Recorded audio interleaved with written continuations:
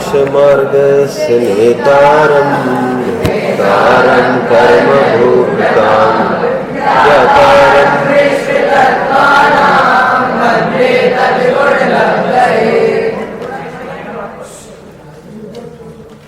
जगत और काय को इस प्रकार देखो जिससे तुमको वैराग्य और भय उत्पन्न हो जाए। वस्तु भी निश्चित है और वस्तु को देखने की दृष्टि भी निश्चित है। वस्तु को इसी प्रकार देखो, रागी उसी वस्तु को अन्य प्रकार से देखता है और वीतरागी उसी वस्तु को अन्य प्रकार से देखता है। अपन थोड़ा सा उदाहरण लेवे,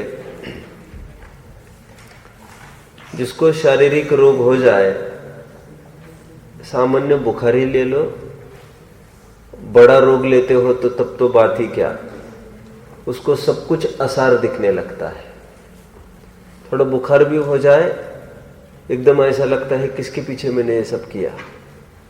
बड़ा रोग हो जाए और तब तो कोई बात ही नहीं है, दूध भी उसको कड़वा लगने लगता है। ठीक उसी प्रकार वैराग्य होने के बाद जिन जिन विषयों में उसने सुख देखा था, अभी वे सब विषय उसको सुख कर नहीं लगते। राग उदय भोग भाव लागत सुहावने से, राग जाए ऐसे लागे जैसे नाग कारे है। राग ही सो पाग रहे तन में सदीव जीव, राग जाए आवत गिलानी होत न्यारे है। राग राग ही से सूझत, क्या है, राग ही से जग रीति झूठी सब साची जाने। राग जाए सूझत असार खेल सारे हैं। रागी विन रागी के विचार में बड़ो ही फेर, जैसे पछ भट्टा काहू काहू को बयारे है। भट्टा किसी को पच जाता है और किसी को एकदम वादी कर जाता है। विषय तो वही है, उसको देखना किस दृष्टि से है। ये देखना महल, इतना आलीशान महल, कितना भाग्यशाली होगा रहने वाला, कब मिलेगा हमको। एक ये, और एक दृष्टि तो ये है 5 फीट की जगह चाहिए इस आदमी को, और कितना विकल्प दौड़ाता है। आप समझे, श्रीमद जी को कोई बहुत, मैंने कहा था आपको, एक पारसी अपने घर दिखाने के लिए ले गए। वो तो अन्य बहाने ले गए, घर दिखाने लग गए। ये यहां से लाए, वो वहां से लाया, चुप, ये यहां से लाया, चुप। अंत में इतना ही बोले कि कितना दम घुटेगा अंदर में, इतना सोच रहा हूं। ये छोड़ते समय कितनी आकुलता होगी। सीधा साधारण न्याय है, 10 रुपए की घड़ी हमारी गुम होती है तो उस संबंधी उतनी आकुलता होती है। ये कहकर छोड़ देते, यार 10 की थी, छोड़ो, अच्छा हुआ महंगी नहीं लगी। 1 लाख की घड़ी गई तो संबंधी उतनी आकुलता है। और मरण उसका नाम है, एक साथ समस्त संपत्ति को छोड़ना, कितनी आकुलता होगी। अब समझ रहे कौन भोगेगा इसको। श्रीमद जी देखने लग गए और ये बोले कौन भोगेगा इसको। संतान के भरोसे सब खड़ा कर रहा है, संतान नहीं हो रही है, कौन भोगेगा। एक देखने का एक नजरिया है किसी भी वस्तु को, है ना। जितना आलीशान बंगला है, बाहर निकलना मुश्किल, अनुकूल संयोग है, फंसा रहेगा ये। प्रतिकूल संयोग है तो छटपटाहट करके बाहर निकलने का निरंतर जोर मारता रहेगा, बाहर निकलना, बाहर निकलना है। जितने अनुकूल होंगे वो धक्का देकर बाहर नहीं निकल सकेगा। अपनत्व का ऐसा ही जोर रहे, समझ में आता है। जो 7-7 1-1 2-2 फीट मोटी की दीवार, मोटाई वाली दीवार तोड़ के आया है जेल, ये आतंकी, वो इतनी 1 इंच भर का प्लाई वो तोड़ने में समर्थ नहीं है आज। क्यों? ये मेरा है, टूट जाएगा तो मेरी नुकसान होगी। वो कैसी भी स्थिति है उसको तोड़ने में उसको बहुत तकलीफ होती है। आप समझते हैं? सब राग की बात है। ये कहने की बात इतनी से आचार्य देव ये कहते हैं, शरीर को इस प्रकार देखो जिससे तुमको एकदम वैराग्य उत्पन्न होना चाहिए। मैंने थोड़े दिन पहले कहा था, वास्तव में हम फील करते हैं और होना चाहिए। वैसे मैं पक्ष में नहीं हूं, कोई फोटोज वगैरह अपने पास होना चाहिए। मेरे बहुत टाइम पहले का एक फोटो मुझे वैसे ही दिख गया। ये होगा मेरे 10-20 लगभग 20 साल पहले का फोटो होगा, ज्यादा ऐसा कुछ नहीं है। तो 20 साल पहले का फोटो देखा, एकदम आप कल्पना नहीं कर सकते। एकदम ये चेंज देखकर ऊपरी अपन किस गुमान में दौड़ते थे पहले, ये तो अभी अभी बात है। आज देखी मैंने जरा, क्या ऐसी ही होगी मेरी यशोधरा? गौतम बुद्ध को थोड़े ही देखकर वैराग्य उत्पन्न हुआ। ये बुढ़ापा, ये सुंदर मेरी यशोधरा, आज देखी मैंने जरा, क्या ऐसी ही होगी यशोधरा? क्या ऐसी ही ये होगी? या अनित्य भावना का एक यहाँ पर पहला ही लगाया ना इन्होंने, एक चित्र, पहला ही चित्र लगा अनित्य भावना को लेकर, उस तरफ का है ना। और 12 भावनाएं का अनुशीलन में कवर पेज पर वो छपा है, आपने देखा होगा ना। ये दशा है, फ्यूचर हम देखे आजकल, है ना। आचार्य देव ये कह रहे शरीर को इस प्रकार देखो जिससे वैराग्य उत्पन्न हो जाए।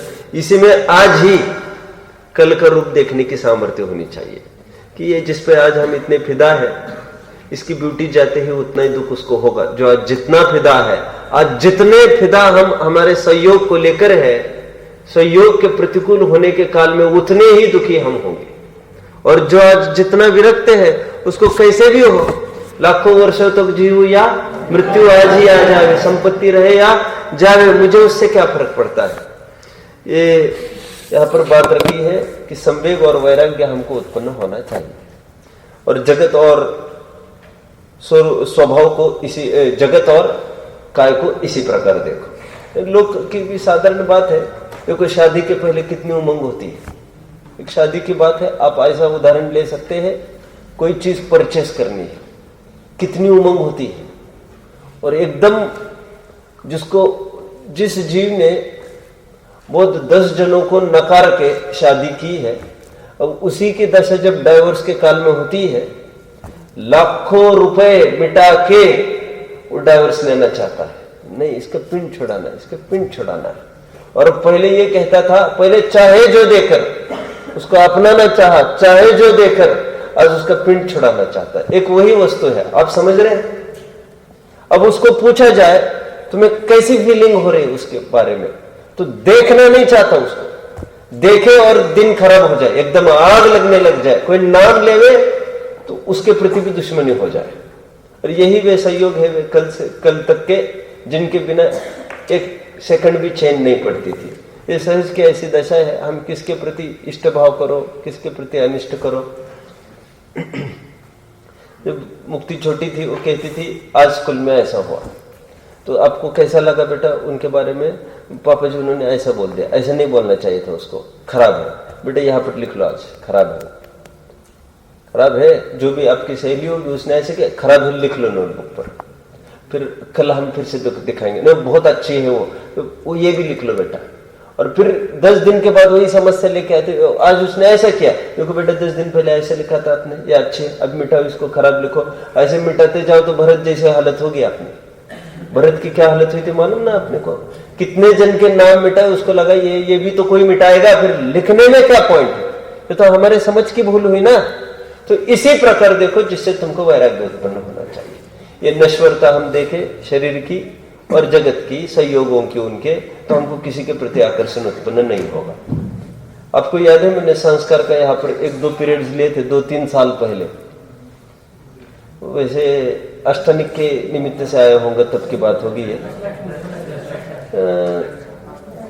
तब लिया था शायद, हाँ। तब मैंने एक उदाहरण लिया था कि स्कूल में हमने एक चैप्टर पढ़ा था कि गांव में एक आकर्षण बना था कि एक बहुत बड़ा आदमी रहता था गांव में, और सबकी निगाहें जमी थी, ये आदमी कितना सौभाग्यशाली है।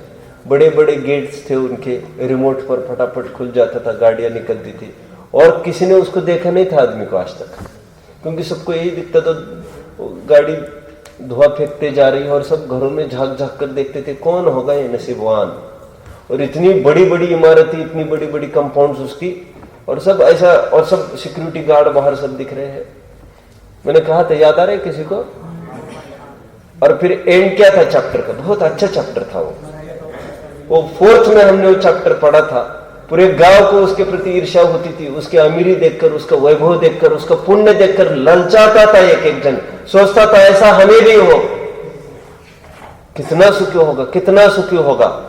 And one day he shot himself. ऐसा एकदम एक दिन आवाज आई सुबह सुबह एकदम गोली चलने की, और वो गोली अन्य किसी कारण से नहीं चली थी, उसने आत्महत्या कर ली थी उसने। तो फिर एक गांव में फिर एक नया चर्चा का विषय बन गया था, भला जिसको हम इतना सुखी कहते थे उसने आत्महत्या कैसे कर ली, आत्महत्या कैसे कर ली। तो पूरा कंक्लूजन वो चैप्टर का उन्होंने बनाया था कि जैसा हम सोचते हैं वैसा नहीं होता है ना। All that glitters is not gold. और दूर के ढोल सुहावने कहते हैं, कौन किसके लिए तरसता है, कौन किसके लिए, नौकरी वाले धंधे के लिए, धंधे वाले नौकरी के लिए तरसते हैं, फिर कोई निवृत्ति के लिए तरसता है, कोई निवृत्ति वाला कहता है बैठे बैठे निठल्ले बैठे बैठे क्या करे, कुछ ना कुछ तो होना चाहिए। और जैसे ही चालू किया फिर माथा ठोकने लगता है, फंस गए अब छोड़ नहीं सकते, छोड़ नहीं सकते। भोजन के लिए मोहताज, फिर कहता है कोई छोड़ने के लिए नहीं आते, छोड़ने आप कैसे करो। Always wanting what is not. When it is hot he wants cold, when it is cold he wants hot, always wanting what is not। और वस्तु स्वरूप से निहारो, किसी भी वस्तु की तरफ तत्व दृष्टि से निहारो तो राग उत्पन्न होगा नहीं। आगे बढ़ते हैं। एक एक सफेद होता हुआ बाल भी हमको चुनौती देता है। चेतन की सत्ता को इतना सा बाल चुनौती दे रहा है कि हम सफेद हो रहे हैं। बाल भी ये कहता है मेरा बाल बांका करके दिखाओ।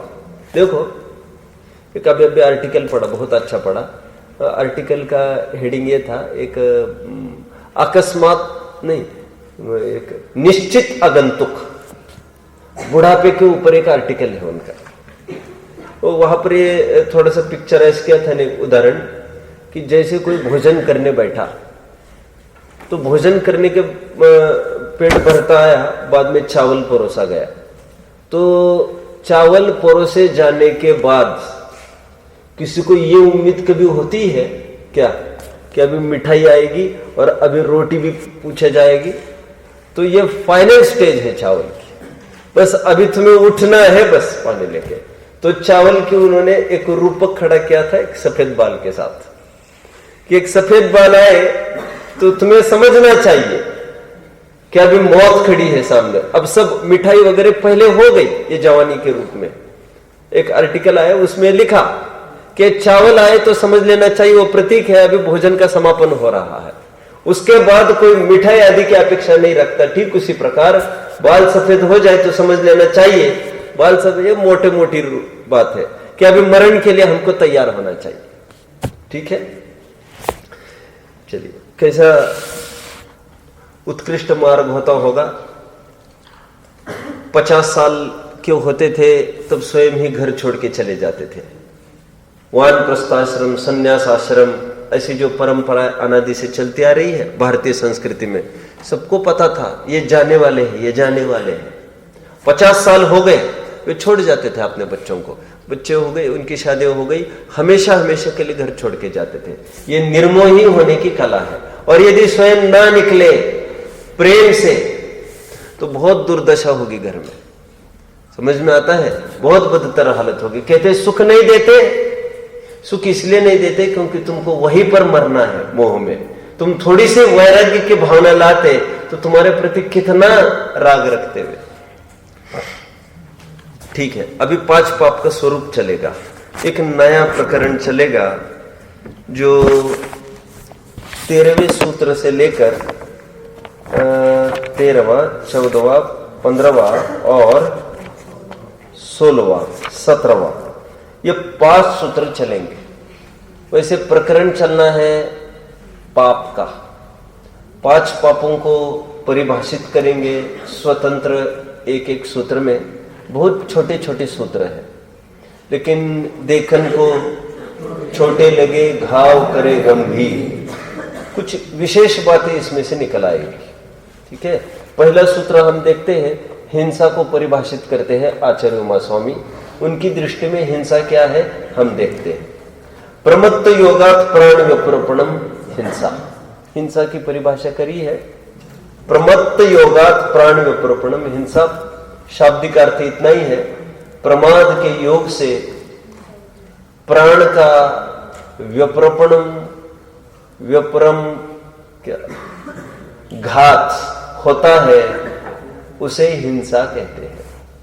ठीक है, प्रमत्त योगात प्राण व्यपरोपणम हिंसा, प्रमाद के योग से जो प्राण का घात होता है उसे हिंसा कहते हैं। प्राण क्या चीज है वैसे? ये 10 प्राण, मन, वचन, काय, 3 बल, आयु, श्वासोच्छ्वास, 5 इंद्रिय। और आप लोगों ने सबने पढ़ा भी होगा, जो जो प्राण, बोलो, जो जो प्राण बढ़ते जाते हैं, वो छंद किसी के ज्ञान में नहीं है। जो जो प्राण बढ़ते जाते हैं त्यो त्यो हिंसा अवतरे, हिंसा बढ़ती जाएगी। अब जानते हैं ना, 2 इंद्रिय का जीव किसी से मर गया और किसी से 3 इंद्रिय का, 3 इंद्रिय की हिंसा हुई है, विशेष पाप लगा है, क्योंकि उसमें प्राण एक ज्यादा है। इस न्याय से संगी पंचेंद्रियों को जो मारते 10 प्राण की हिंसा उसको लगती है। प्राण प्राण की मैंने चर्चा की यहां पर। प्रमत्त योगात, शंकाकार ने एक शंका खड़ी की है। क्या शंका खड़ी की होगी? हिंसा की परिभाषा आपने दी है, अब इतनी ही परिभाषा दे देते बस। कितनी सी? प्राण व्यप्रपणम हिंसा, प्राण का विघात हिंसा है। ये पद क्यों डाल दिया आपने, प्रमत्त योगात? तो आचार्य देव ये कहते हैं प्राण व्यप्रपणम हिंसा, ऐसा तो जैनेतर भी मानते हैं, कहते हैं। हम कुछ विशेष बात कहना चाहते हैं कि प्रमाद के योग से जो प्राण का विघात होता है वही हिंसा है। देखो अभी उसके शंकाकार की शंका भी, नई शंका बहुत मजबूत है, ये तो सामान्य शंका हुई उसकी। क्या कह रहा था कि प्राण व्यप्रपणम हिंसा इतना ही बोलो, तो कहते हैं नहीं नहीं, ये तो जैनेतर बोलते हैं इतना सा, तो हम तो थोड़ा आगे बोलते हैं, प्रमाद के योग से जो प्राण का विघात होता है वो हिंसा है। प्रमाद ही मूल में हिंसा है, हिंसा में प्रमाद परिणति मूल है। टोडरमल जी ने यहां से लिया हुआ, हिंसा में प्रमाद परिणति मूल है। ओके,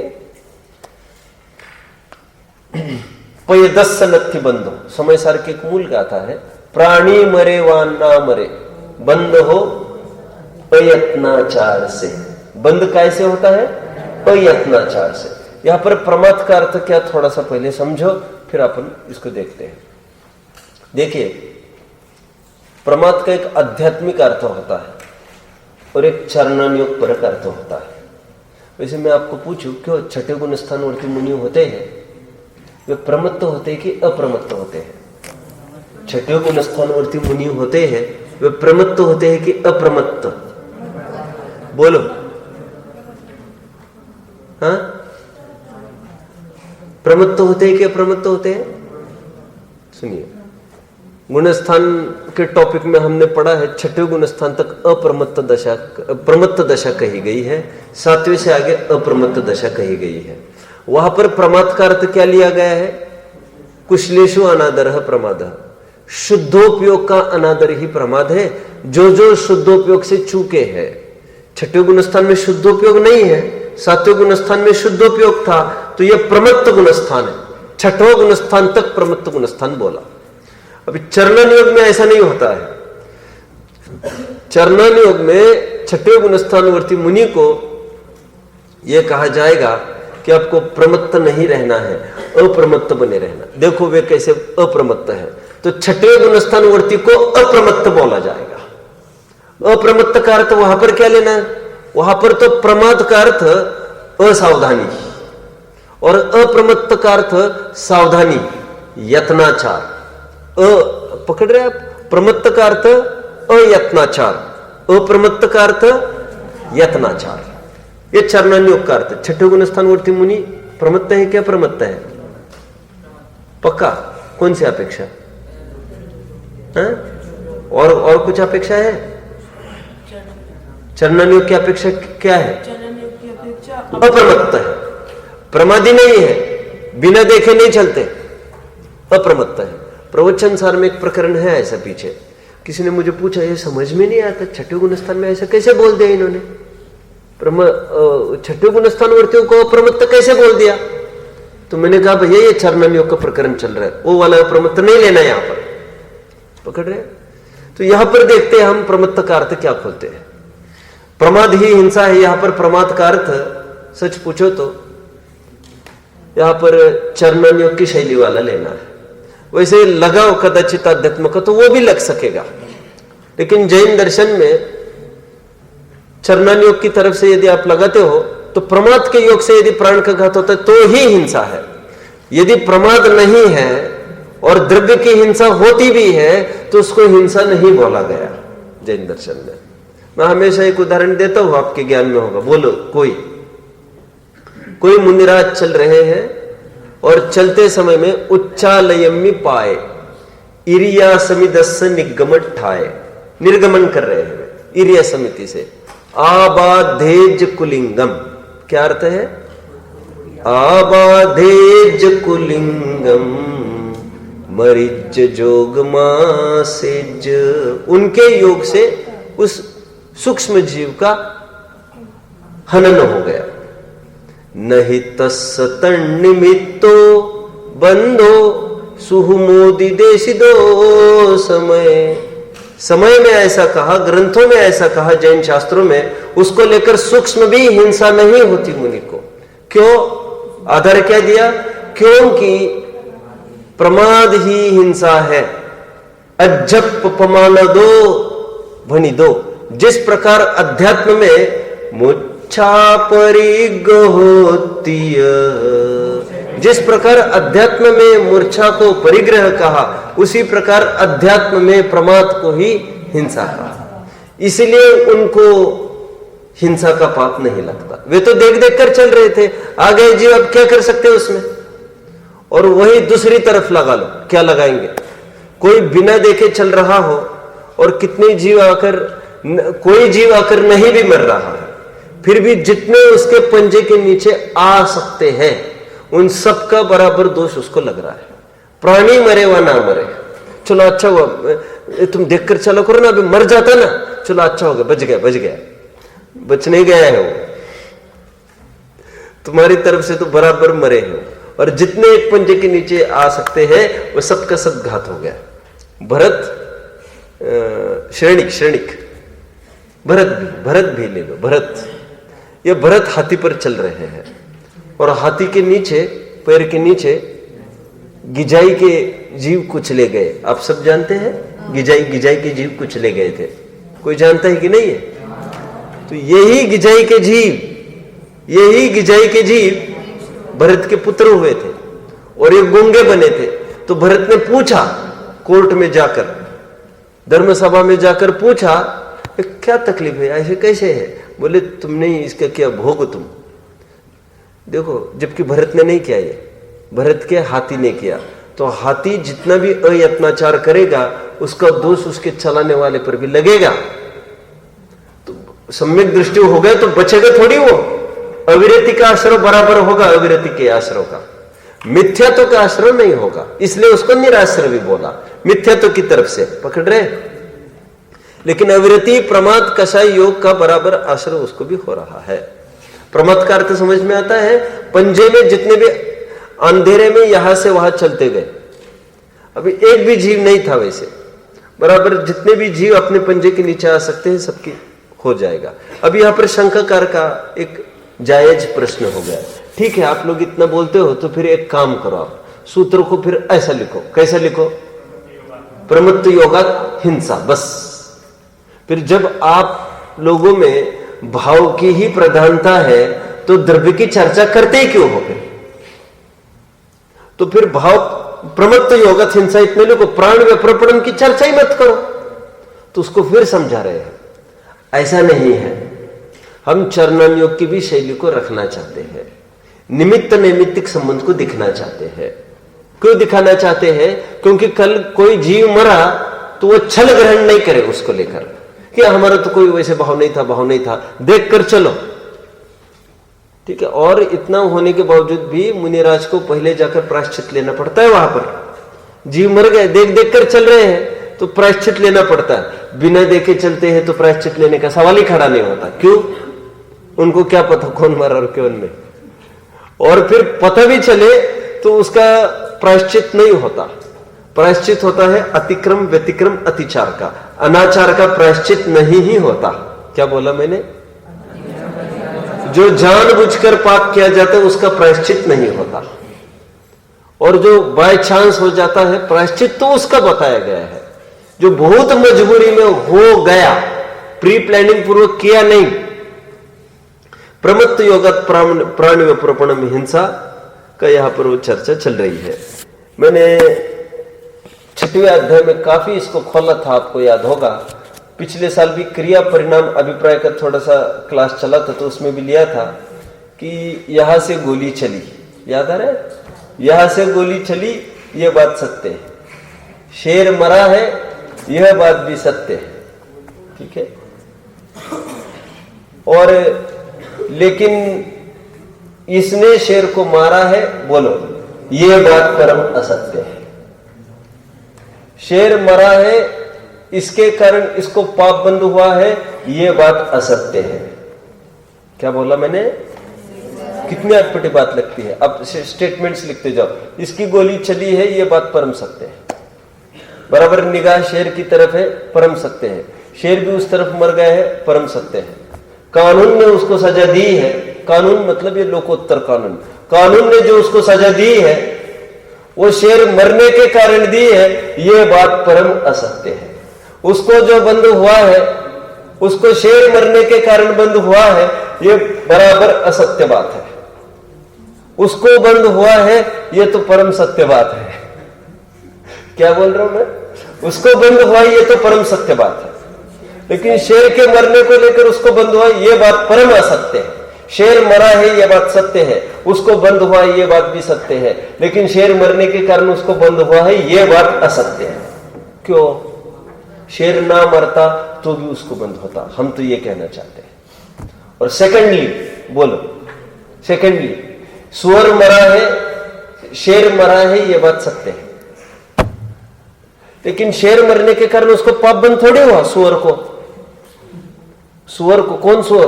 वो गुफा के सामने वाला जो मुनि को बचा रहा है, उसको क्या बंधा है? पुण्य बंधा है। जान से सुअर ने भी मारा शेर को, जान से शेर ने भी सुअर को मारा, दोनों मर गए ना। और फर्क कितना पड़ा? एक पांचवा नरक और एक पांचवा स्वर्ग। वो फर्क काय का है? वो क्रियाओं का फर्क थोड़ी है, वो तो भावों का फर्क है। बल्कि उस सुअर की इतनी पीठ थपथपाई संबंध बदर स्वामी ने, किस रूप थपथपाई? सुनो, किस रूप थपथपाई? कोई बताएगा? शुक्रश्च दृष्टांता, ऐसा लिया। श्री शेन ऋषभ शेने कौंडेश शुक्रश्च दृष्टांता, 4 दान की चर्चा करी और उसमें वसति का दान में सुअर को प्रसिद्ध कराया। यह सुअर प्रसिद्ध हो गया, ऐसा संबंध बदर स्वामी ने सुअर को याद किया। समझते हैं? वसति का दान में प्रसिद्ध हो गया, पुण्य बंदा है उसका। और क्रिया सेम है, वो भी मारना चाहता है, ये भी मारना चाहता है। सब अभिप्राय को लेकर होता है। ये नैवा लिंगिता कांता, ते नैवा लिंगिता सुता। क्या बोला मैंने?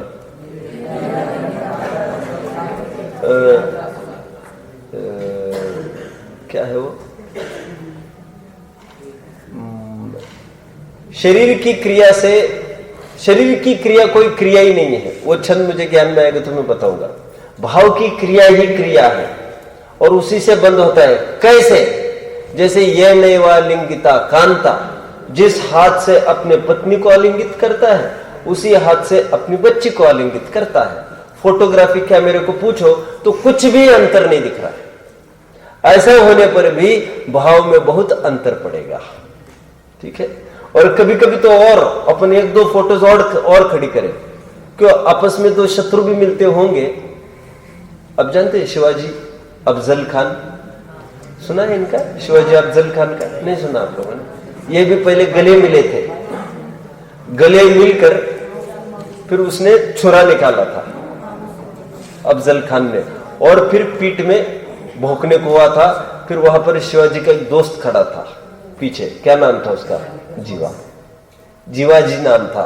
तो ये चैप्टर का नाम आता था जीवा म्हणून वाचला शिवा। नहीं समझते हैं? जीवा, सुनो सुनो सुनो सुनो, बोलो मत ना आप लोग। उसका दोस्त का नाम था, वो उसको लेके आया था, तो उसने एकदम वहां पर ध्यान दिया और उसने हटा दिया एकदम वो। तो जीवा म्हणून वाचला शिवा। अब इसका आध्यात्मिक अर्थ करो। जीव के आश्रय से शिव की प्राप्ति होती है। जीव है तभी तो शिव की प्राप्ति होगी। समझ में आता है? जीव शिव, शिव मोक्ष, शुद्धात्मा के आश्रय से ही मोक्ष की प्राप्ति होती है। मैं तो क्यों कह रहा हूं ये? आलिंगन में कितना फर्क पड़ गया है। अभी तो कैसा भाव, नमन नमन में फर्क है। सुनो सुनो सुनो, नमन नमन में फर्क है, ना ही सारिखा जान। उसको सारिखा नहीं जानना चाहिए। बोलो आगे की लाइन कौन बोलेगा? हाँ, किसी को ज्ञान में? नमन नमन में फर्क है, नहीं सारिका जान। हाँ? चीता चोर कमान, चीता भी नमन करता है। पहले देखा आपने? The way he leaps upon the enemy, पहले तो वो झुकता है, नमता है, लेकिन उसका नमना अच्छी निशानी नहीं है। चीता, चोर, कमान, कमान भी नमती है पहले और फिर तीर छोड़ती है। नमती है ना, तो नमन नमन में फर्क है। नमन से कोई बात नहीं होती है। यहां पर तो क्यों कह रहे हैं अपन? ये बचा है, ये बात सत्य है। उसने बचाने का प्रयास किया है, यह भी बात सत्य है। कोई डूब रहा था पानी में, बचाने का प्रयास इन्होंने किया, ये बात सत्य है। ये बचे हैं, ये भी बात सत्य है। बोलो, इन्होंने इनको बचाया, ये बात असत्य है। दोनों बातों को जोड़ो मत। सिद्ध चक्रमंडल विधान किया है और कोड़ दूर हुआ है। बोलो, इन दोनों घटनाओं को जोड़ो मत, अनर्थ मत करो। लड़की वहां से आई, लड़का भी यहां से आया, संबंध क्यों जोड़ते हो तुम? वहां पर वो आए हैं, वो आए मतलब क्या क्या कहना चाहते हो? समझ में आता है आपको? जोड़ो मत, ठीक है। मैं और कुछ कहने वाला था। बचाने का प्रयास हुआ है, बचा भी है, इन्होंने बचाया नहीं है। सेकंड बात, वो बचा है और इनको पुण्य बंद हुआ है। ये दोनों बातें सत्य है। ये बचा है, ये बात भी सत्य है। उसको पुण्य बंद हुआ है, ये बात भी सत्य है। सुनो, लेकिन ये बचने के कारण इनको पुण्य बंद हुआ है, ये बात परम असत्य है। क्यों? बचाने का भाव से पुण्य बनता है। वो बचे ना बचे से कुछ नहीं होना। आप्तमीमांसा की कारिकाओं में ऐसे कई कारिकाएं लिख दी और वैद्य का उदाहरण दे देकर कितना अच्छा तर्क दिया। वहां पर ऐसा लिखा, वैद्य तो बचाना चाहता है और कोई मरीज मर जाए तो उसको भी पाप लग जाए फिर, जबकि ऐसा नहीं होता। और फिर सर्वथा ही ऐसा माने तो वहां पर लिया संबंध भद्र स्वामी ने, भूकंप आदि ऐसी स्थितियां बनती है, वहां पर पाप बंद किसके माथे डालेंगे? फिर हम भूकंप आए, बाढ़ आए और उसके निमित्त से हजारों जन मर गए, वहां पर पाप बंद किसको कहेंगे? कौन कारणभूत कहेंगे? तो यही मानना पड़ेगा कि जन्म मरण सब स्वयं होता है और जीव को अपने परिणामों से उसका फल होता है। एक सूत्र हमारा हुआ, प्रमत्त योगा प्राण विप्रपणम हिंसा। ये एक प्रकार से एक आध्यात्मिक टोन है, ऐसा भी हम इसको बोल सकते हैं। प्रमत्त के योग से हिंसा होती है, वैसे प्रमत्त योगा ये आध्यात्मिक पुट और प्राण विप्रपणम ये चरणन योग के पुट, ये सुमेल करके दिखाया है। तो बहुत सुंदर सूत्र है। आगे बढ़ते हैं, देखिए इस सूत्र में अकलंग स्वामी ने एक प्रश्न पूछा है। राजवार्तिक में एक शंकाकार ने एक शंका खड़ी करी सबसे पहले तो, कि जले जंतु थले जंतु जंतुराकाशेव च जंतु माला कुले लोके कथम भिक्षुर हिंसकः। क्या बोला? जले जंतु थले जंतु जंतुराकाशेव च, सब जगह जंतु फैले हैं। जंतु माला कुले लोके, लोक में सर्वत्र ठसाठस जीव भरे हैं। तुम बताओ तो ये भिक्षु ये मुनि अहिंसा महाव्रती कैसे होगा, कैसे होगा?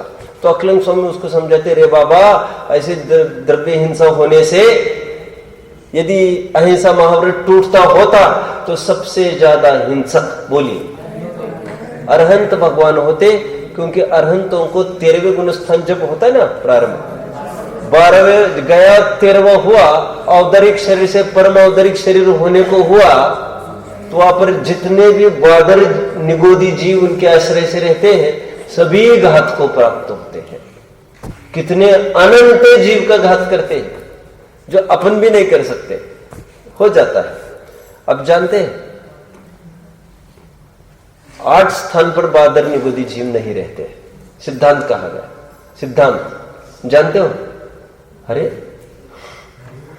8 स्थान पर बादर निगोदी जीव नहीं रहते। सूक्ष्म निगोदी जीव कहां पर रहते हैं? सर्वत्र।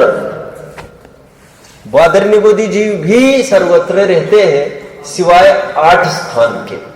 8 स्थान कौन कौन से है वे?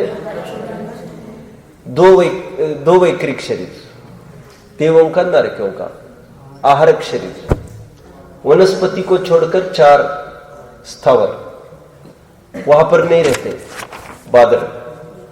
बादर निगोदी जीव। और फिर परम औदरिक शरीर, वहां पर भी बादर निगोदी जीव नहीं रहते। इन 8 स्थानों पर नहीं रहते। क्यों नहीं रहते?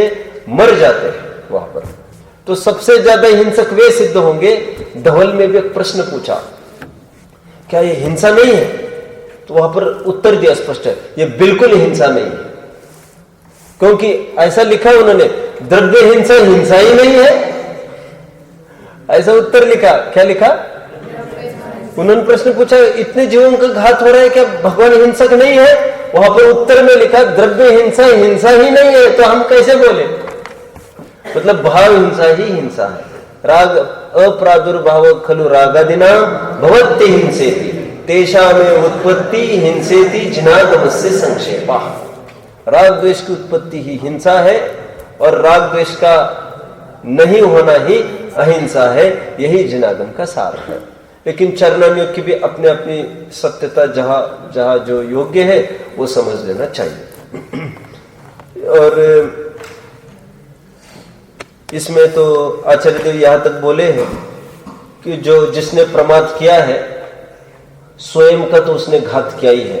अन्य जीव का वो घात करे अथवा ना करे, दूसरे जीव का घात करने का जो विचार करता है वो पहले ही मर जाता है। मर जाता है मतलब राग द्वेष रूप परिणमित होकर घात उसका हो जाता है। दूसरा सूत्र देखते हैं, असद अभिधानम ऋतम। झूठ की परिभाषा चलेगी यहां पर। अनृतम ये झूठ को कहते हैं। मैंने आपको बताया था अनृत ये शब्द रित को लेकर खड़ा हुआ है। रित ये मूल शब्द है और जब भी शब्द का प्रारंभ बोलो व्यंजन से होता है उसका विलोम करने के लिए अन का प्रयोग होता है। तो रित शब्द का हुआ अनृत। तो रित का अर्थ होता है सत्य और अनृत का अर्थ होगा असत्य। अभी देखिए क्या कहते हैं, असत का अभिधानम अनृतम। असत का अभिधान करना वह अनृत है। हो गई परिभाषा। अभी देखिए ये पूरा आध्यात्मिक दावपेच है इसमें। ये 5 सूत्र एकदम आध्यात्मिक मूड में लिखे गए हैं। शंकाकार ने शंका पूछी यहां पर, आप सूत्र इतना ही बना देते, कितना बना देते? मिथ्या अनृतम। कितना? मिथ्या अनृतम कहकर जो जो भी मिथ्या प्रलाप है वो सब झूठ है। आ गई। आचार्य देव ने उत्तर देते समय का नहीं, हम ऐसा नहीं कहना चाहते। ऐसा नहीं कहना चाहते मतलब जो जो भी झूठ बोला गया है जैसा नहीं हुआ है वैसा किसी ने बोला, अथवा जैसा हुआ है वैसा किसी ने नहीं बोला, उतना ही झूठ हम नहीं कहना चाहते। हम ये कह रहे हैं जैसा हुआ है वैसा भी यदि कोई बोले और उसको लेकर बड़ी समस्या खड़ी होती हो, राजद्रोह आदि आदि, तो हम उसको भी असत्य के दायरे में डालना चाहते हैं। पकड़ रहे आप सब बात को? जिसका फल विपदा है ऐसा सत्य भी असत्य के ही दायरे में आएगा। कहां पर लिखा? समंतभद्र स्वामी ने। क्या है मूल? सत्यमपि विपदे, सत्य होने पर भी जो विपदा का कारण है वह असत्य ही है। लूले को लूला कहना, लंगड़े को लंगड़ा कहना, यह सब असत्य के दायरे में जाएगा। मैंने कहा झूठ बोला, मैंने कहा झूठ बोला, नहीं चलेगा। कषाय से बोला ही है तुमने। इसलिए देखो, अंधों को भी अंधा थोड़ी कहते हैं, एक नए डेवलप्ड वर्ड है, बोलो प्रज्ञा चक्षु, अस्थि परक कथन। बिना चक्षु के क्यों कहना उसको? प्रॉपरली बोलो, बोलो ज्ञान चक्षु वाला, प्रज्ञा चक्षु। ज्ञान चक्षु मतलब ये नहीं समझना ये सम्यक दृष्टि को कहते होंगे, ये पकड़ रहे ना आप लोग? प्रज्ञा चक्षु कहते हैं। नहीं तो फिर बहुत लगा सूरदास कहते हैं, लेकिन सूरदास भी थोड़ा दूर का कथन है। सूरदास समझ में? ये सूरदास कवि थे ना, वे भी अंधे हुए थे। उन्होंने तो चाकू से स्वयं की आंखें फोड़ ली थी। तो वे सूरदास थे, अंधे हो गए थे, तो प्रचलन में आ गए जो जो भी अंधे हैं तो इतना ही कहते वो सूरदास है ना, सूरदास। ऐसा अंधे कहना अच्छा नहीं लगता लोगों को। ये भी हत्या का दोष इसमें आता है, समझ में आता है। जैनी के भाषा में भी हत्यारी भाषा नहीं होनी चाहिए, इसलिए मारो काटो ऐसे शब्द हमारे रोज के प्रचलन में नहीं चाहिए। सुधारो, शोधो ना। एक क्षत्रिय को पूछा जाए बा कैसे लिखा जाए, तो कहेगा व का पेट फाड़ो, तो बा हो जाएगा। वनिक को पूछो बा कैसे, तो कहेगा वा में एक रेशा रख दो, वो ब हो जाएगा। एक कथन पद्धति समझ में आती है। मुनिराज तो अंतराय मानकर चले जाएंगे, तुमने इतना कहा, बहुत बड़ी बात कही, ठीक है। कहां तक आए हम? शंकाकार की शंका थी कि मिथ्या अनृतम इतना ही क्यों नहीं बोल रहे, जैसा है वैसा नहीं कहना, ठीक है। हमने भाग में क्या परिभाषा पढ़ी है वैसे झूठ की? जैसा देखा हो जाना हो वैसा न कहकर अन्यथा कहना, है ना। फिर जैसे हमने और जैसा सुना हो वैसा ही कहना यदि सत्य होता। वहां का उदाहरण दो, कोई वहां का उदाहरण दो। भाग का भाग तो सबने पढ़ा ना, बताओ मुझे। ये प्रश्न मंच में पूछना चाहिए आपको। पाप पाठ है ना, पाप कौन से भाग का है? बालबोध का है क्या? बालबोध भाग 2, एक में कहा है 2। वहां पर पाप में जब झूठ की चर्चा आई तो वहां पर जैसा जाना हो देखा हो वैसा न कहकर अन्यथा कहना, वो तो झूठ लिया ही।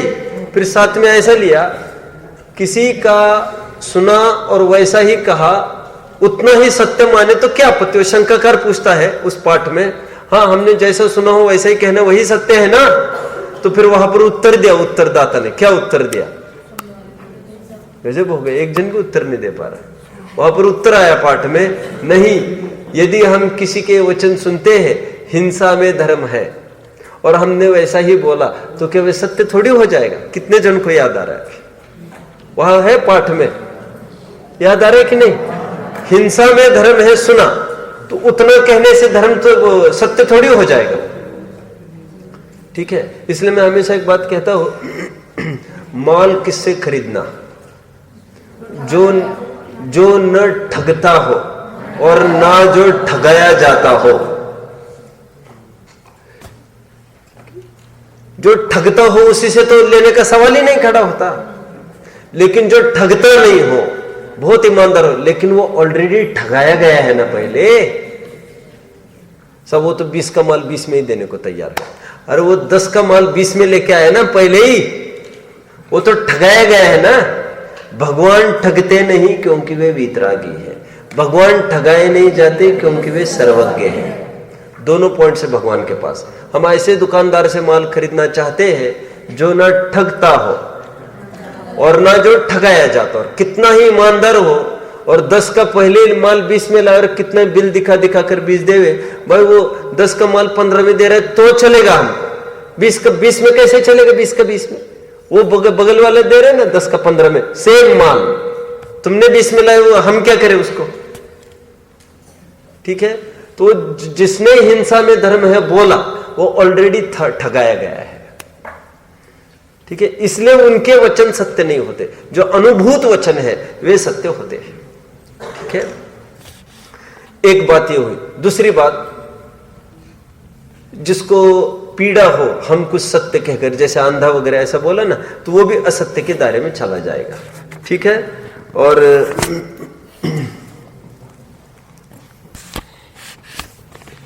कटुक भी हो अथवा विसंवाद फैलाने वाले हो, ये दोनों अलग अलग पॉइंट बनाना आपको। क्या क्या बोला मैंने? विसंगति मतलब जैसा बोला ना, जैसे किसी ने ऐसा बोल दिया सत्य जैसा देखा वैसा ही बोल रही है, लेकिन उसको लेकर बड़ी समझ। जैसे मैं हमेशा एक बात इसलिए कहता हूं, आपको याद होगा कि अनुभूति होता है ना, उसके सामने कुछ हो जाए वो बोलेगा नहीं कुछ, हाँ सब इनने किया है, मैंने मेरी आंखों से देखा, नहीं बोलेगा। क्यों नहीं बोलेगा? क्योंकि उसको सजा हो सकती है और सजा मौत भी हो सकती है, उसके सुधार के सभी अवसर बंद हो जाएंगे, फिर वो कुछ नहीं बोलेगा, तो यह सत्य भी असत्य के दायरे में चला जाएगा। समझ रहे? ये वस्तु स्वरूप है। मुझे ये बात जचती नहीं थी पहले, मुझे बहुत तकलीफ होती थी इस बात की, मैं समझता था ऐसे कैसे हो गया। और फिर जैसे बच्चों को पूछ लिया, तुम सत्य बताओ इसके बारे में, नहीं तो तुम्हें भी दंड मिलेगा। देखो ये फैक्ट, थोड़े जैनिज्म को समझो, जैनिज्म को समझो। मैंने कहा क्या नाम है आपका? सिद्धांत। तो तुम बताओ इसके बारे में, नहीं तो देख लो फिर तुम सच बचाओ। देखो, और फिर मैंने कहा देखो तुम चाहते हो ना उसको सुधरना देखना चाहते हो ना, देखो आज भी मैं इसका परिपालन कर सकता हूं, मैं ये नहीं बोल रहा हूं, मैं कभी ये भी बोल सकता है तुम सच बोलो उसके बारे में, उसने गलत काम किया है ना। तो इन्होंने आकर कहा हाँ पंडित जी क्या है, कोई बात नहीं, मैं उसको समझाऊंगा फिर। लेकिन इसमें रिस्क ये भी है, मैं यदि ना समझाऊं और मैं कोई दूसरा कदम उठाऊं तो इसके सुधार के सभी अवसर खत्म हो गए। फिर अभी ऐसा भी मान के चलो, नहीं इस बहाने तो उसका सुधार होगा, उसकी सिकाई होगी, ठिकाने आएगा अभी, तो उस बहाने तो कम से कम सुधार होगा। लेकिन सुनिए, ये धर्म अपना ये कहता है नहीं, हम किसी के बारे में कुछ नहीं बोलेंगे, लेकिन उसके बराबर जीवन, और लेकिन दिमाग में ये भी नहीं चाहिए उसकी गलती की रक्षा हमें करनी है, फिर उसको एकांत में जाकर समझा सकते हैं, ये भी तो हमारा दायित्व है ना। फिर समझ रहे, उसको एकांत में जाकर हम कह सकते हैं कि भाई हमारे पास ऐसा आया तो तुम ऐसे गलत काम मत करो, नहीं तो फिर तो उसको सेफ गार्ड करने का पाप भी लग सकता है। ठीक है, बाकी सब अपना मन बने वैसा काम निकाल रहे हैं और इसी मामले में अपन मौन रह रहे हैं, ऐसे थोड़ी चलेगा फिर। ठीक है, ये सूत्र हुआ 14वां। असदभिधान मंडतम। शंकाकार की क्या शंका उत्पन्न हुई थी? बोलो, शंकाकार की क्या शंका थी? ये बोलेंगे। क्या नाम है आपका? उद्देश्य बोलो। मिथ्यानृतम, इतना ही सूत्र लिखो, शॉर्ट एंड स्वीट, और इसमें सब कवरेज हो जाता है। काय के लिए बड़े बड़े सूत्र लिख रहे हैं?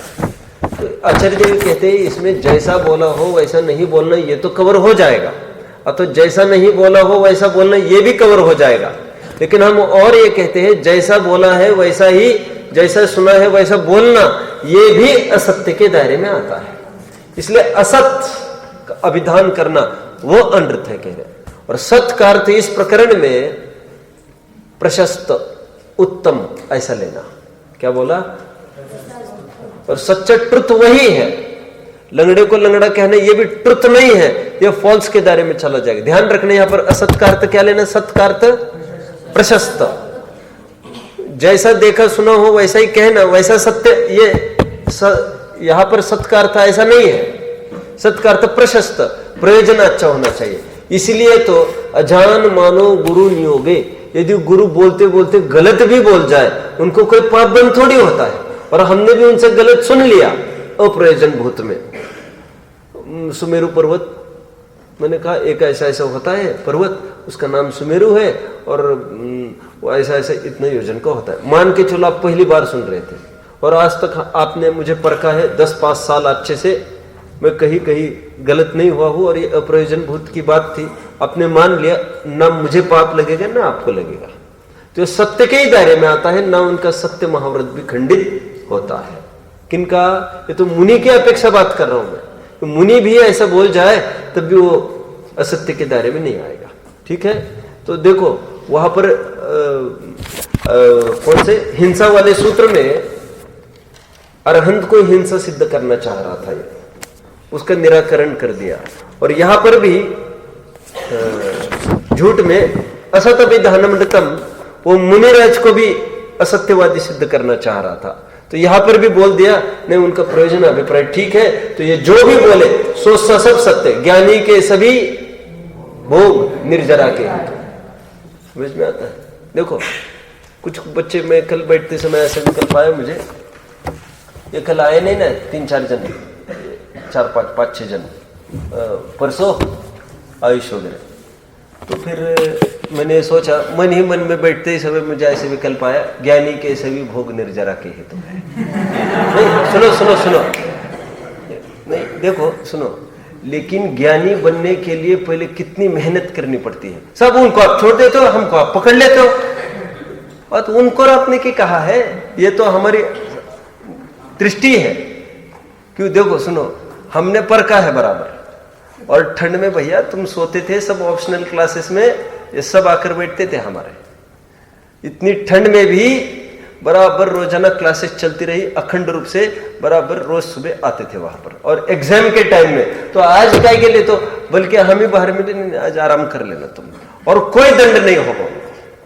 इसी को कहते हैं ज्ञानी के सभी भोग निर्जरा के हेतु है। ये कोई पक्षपात नहीं होता, अभिप्राय वैसा नहीं होता झूठा खराब। तो अभिप्राय की भूल ही सच्ची भूल होती है। तो मुनिराज के बोलने में कुछ गलत भी आ जाए, गलती से या नहीं, होश पूर्वक भी गलत बोले, अप्रयोजन भूत में ही बोलेंगे, और प्रयोजन भूत में कहां से बोलेंगे होश में, तो वह भी सत्य के दायरे में चला जाएगा। सत्य महाव्रत उससे टूटता नहीं है।